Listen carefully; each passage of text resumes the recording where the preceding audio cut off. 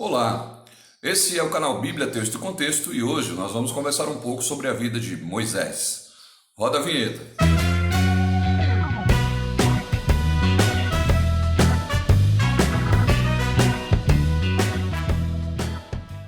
O texto de hoje encontra-se no Velho Testamento, no livro de Êxodo, capítulo 3, versículo 14. Disse Deus a Moisés: Eu sou o que sou. Disse mais: Assim dirás aos filhos de Israel: Eu sou, me enviou a vós outros. Para compreender melhor o estudo de hoje, leia Êxodo capítulos 3 e 4. Moisés é um dos nomes mais importantes do Antigo Testamento. Moisés tem uma história muito rica em detalhes, desde o seu nascimento até a sua adoção pela filha de Faraó, sua criação no Egito, a morte de um egípcio por causa de um hebreu, seu tempo no deserto pastoreando as ovelhas do seu sogro Jetro e a retirada do povo do Egito rumo à terra de Canaã, passando 40 anos no deserto. Após a morte de José, que foi governador do Egito, morreu o faraó daquela época, levantaram-se outros descendentes da mesma dinastia e que desconsideraram aquilo que José havia feito pelo Egito, que foi exatamente viabilizar a passagem do Egito por 7 anos de seca. Os hebreus que habitavam ali no Egito, vindos com a família de Jacó, se multiplicaram bastante. Tornaram-se um grande povo. E o Egito se sentiu ameaçado por aquele povo. O Egito, na pessoa do faraó, temeu que os hebreus dominassem a terra do Egito. Eles já eram um grande número. E assim, o faraó tomou duas decisões. Uma foi escravizar o povo hebreu e a outra foi matar todos os homens que nascessem a partir daquele período.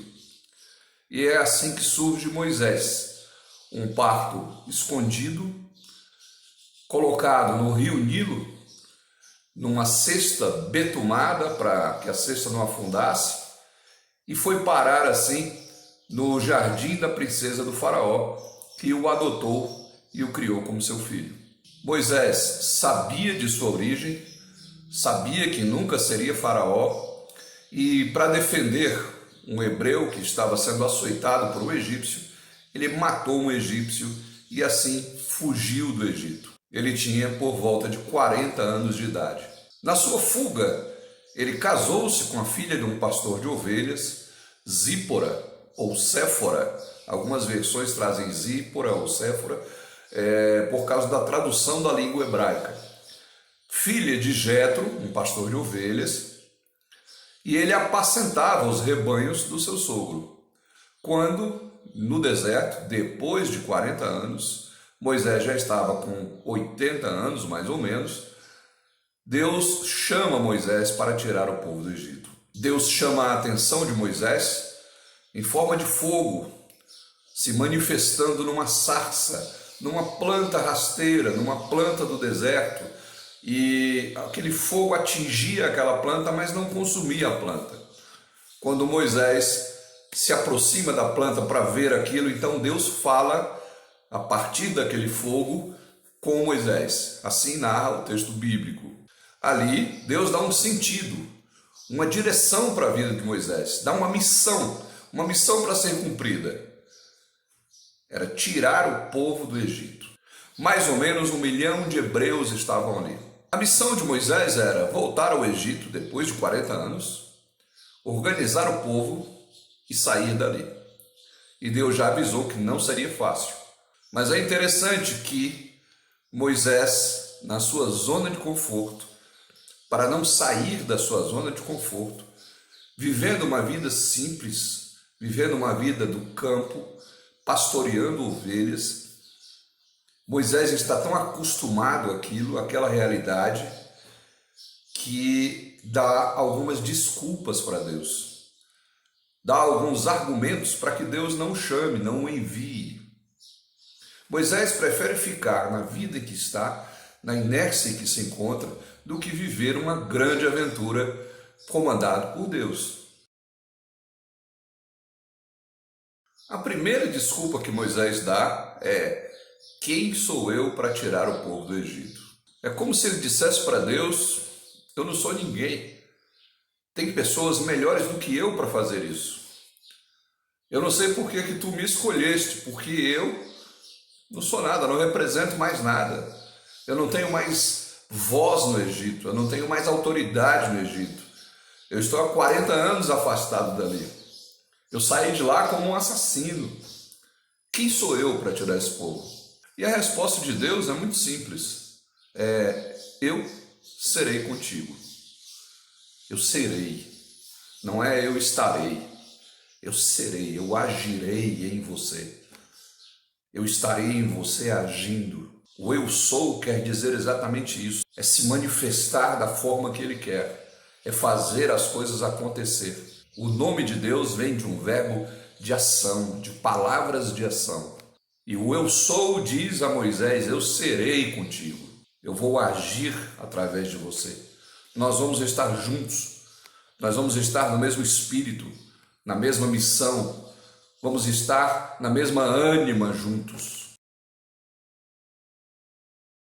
A segunda desculpa que Moisés dá para Deus é: quando eles me perguntarem quem te enviou, o que eu vou dizer? Ou seja, eu não te conheço. O que eu posso dizer para eles de um Deus que eu não conheço? O que eu vou dizer? E Deus orienta Moisés, responde a Moisés dizendo: você vai dizer que o eu sou te enviou. Não importava ali o quanto Moisés tinha intimidade com Deus ou não. Não importava ali o quanto Moisés conhecia aquele Deus que se apresentava a ele ou não. O importante era que Deus seria com ele. O importante é que o eu sou estaria ali. Ali ia começar uma vida de experiências com Deus. Ali ia começar uma intimidade entre Deus e Moisés, que ainda não existia. Era necessário que Moisés desse um passo de fé. Era necessário que Moisés agisse crendo naquilo que ainda não estava vendo. Porque fé é isso. É a certeza de coisas que se esperam e convicção de fatos que não se veem. Moisés então dá uma terceira desculpa.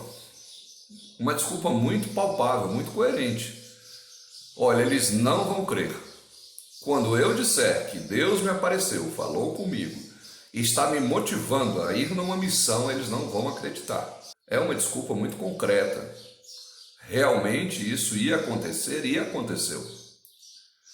E a resposta de Deus foi: trabalha com o que você tem na mão. O que você tem na mão? Um cajado? Joga no chão. E o cajado se transformou numa serpente. E Deus disse: pega essa serpente pela cauda. E Moisés pegou. E ela se transformou novamente num cajado. O que você tem na mão? Trabalha com o que você tem na mão, porque eu vou usar o que você tem na mão. Essa foi a resposta de Deus a Moisés. Moisés então dá uma última desculpa. Uma desculpa já sem tanto argumento, sem tanta base. Ele diz: olha, eu não sou eloquente. Eu nunca fui eloquente, nunca falei bem. Nunca tive poder nas palavras, nem agora nem antes. Isso não é bem verdade. Moisés tinha muita autoridade no Egito. Paulo fala que Moisés era poderoso em palavras e obras.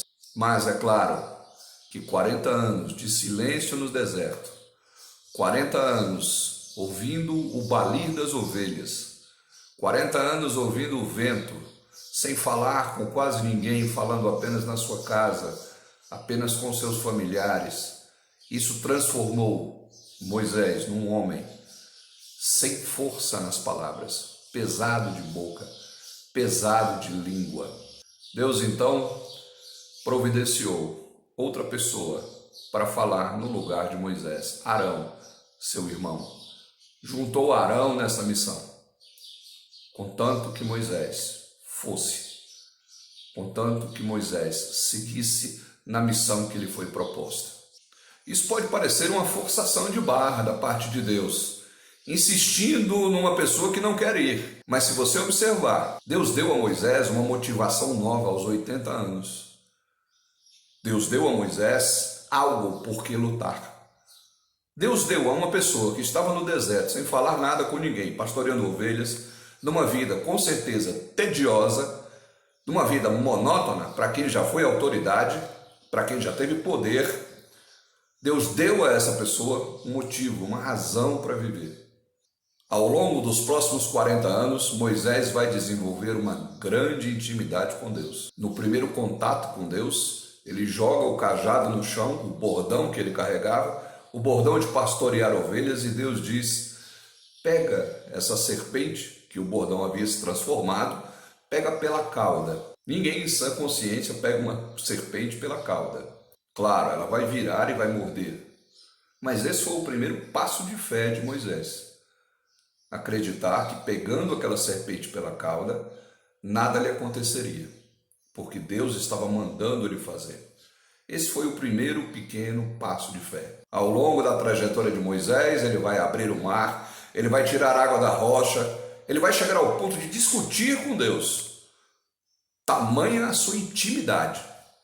Vai subir o monte, vai ver Deus passando, vai descer com as tábuas da lei, com os 10 mandamentos, e vai se tornar uma das figuras mais importantes da Bíblia, talvez abaixo somente de Jesus. O que eu quero dizer a você hoje é que Deus quer te tirar da vida tediosa que talvez você esteja vivendo. Deus quer dar a você uma motivação. Deus quer dar a você um novo ânimo para viver, uma motivação nova, algo novo pelo que lutar. E é claro que você deve estar pensando como Moisés: quem sou eu? Por que Deus me escolheria para alguma coisa? E Moisés já deu essa desculpa. E a resposta é: Deus está com você. O eu sou é com você. Talvez você esteja dizendo: eu nem conheço esse Deus. O que eu aprendi na minha infância foi religião. O que eu aprendi na minha infância foi seguir regras, é ir à igreja, é cumprir determinados rituais, mas conhecer Deus efetivamente eu não conheço. Pois agora está aí a grande oportunidade. Porque Deus vai colocar diante de você pequenos passos de fé, para que logo, logo você tenha uma grande intimidade com Ele. As pessoas não vão crer. Mas o que tem? Qual é o problema nisso? Nós hoje vivemos num mundo tão fácil de ter uma fé, tão diferente do mundo do século I, onde ser cristão custava a vida das pessoas, custava o espólio dos seus bens, fazia com que o cristão virasse espetáculo, lutando contra gladiadores, sendo comido por feras. Andar com Deus hoje é muito mais fácil do que há 2000 anos atrás. Claro que você vai dizer: eu não sou eloquente, mas nem tudo o que Deus chama para fazer envolve falar. Deus chamou Abraão para ser uma bênção. Ser tu uma bênção aonde você for. Isso não implicava em discursos, em conhecer teologia, isso não implicava em conhecer a Bíblia, isso implicava em ser bênção. A simples vivência de uma vida justa, de uma vida ética, de uma vida verdadeira, de uma vida diferenciada em bondade, faz com que você seja um grande evangelista. O mundo está precisando de evangelistas de ação, de vida, não de palavras. Eloquentes tem muitos por aí, na televisão, na internet, nos sites evangélicos, tem muita gente falando muito e falando demais e vivendo pouco.